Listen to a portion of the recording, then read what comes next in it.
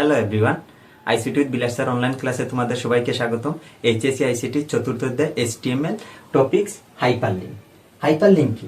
যদি কোনো ওয়েবসাইটের অ্যাড্রেস দেয়া থাকে www.com বা edu.bd, ac.bd এই টাইপ কোনো কিছু যদি সাথে অ্যাড করা থাকে তখনই বুঝে নিতে হবে সেটা হাইপার লিঙ্কে দেওয়া আছে। এখানে লেখা আছে www.eboard.edu.bd এর মাধ্যমে রেজাল্ট দেখতে হলে বোর্ডের উপর ক্লিক করতে হবে।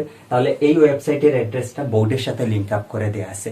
তাহলে এইখানে বোর্ডের সাথে যেহেতু লিঙ্ক আপ করে দেওয়া আছে, বোর্ড হলো এখানে মেইন পয়েন্ট, তাহলে বোর্ডের সাথে সেটা লিঙ্ক আপ করে দিতে হবে। মেইন পয়েন্টে যেটা থাকবে, মেইন মানে যার উপরে মেইন কাজ ডিপেন্ড করবে, সে সবসময় হচ্ছে কি পেছনে থাকবে, সে কখনো ফ্রন্টে আসবে না, সে অন্যরে দিয়ে মানে তৃতীয় পক্ষ দিয়ে সে কাজ ছাড়বে।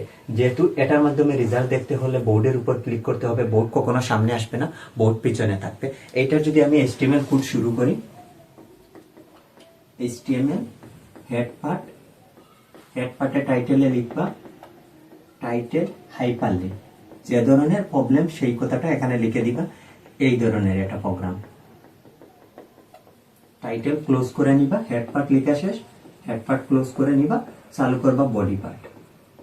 হাইপার লিঙ্কের ক্ষেত্রে হাইপার রেফারেন্স দিয়ে চালু করতে হবে। কোটেশনের ভিতরে আমার যে অ্যাড্রেসটা দেওয়া আছে সেই অ্যাড্রেসটা লিখবো www.eboard.edu.bd। কার সাথে লিঙ্ক আপ করা বলছে? বোর্ডের উপর ক্লিক করলে তাহলে বোর্ডটা পেছনে যাবে।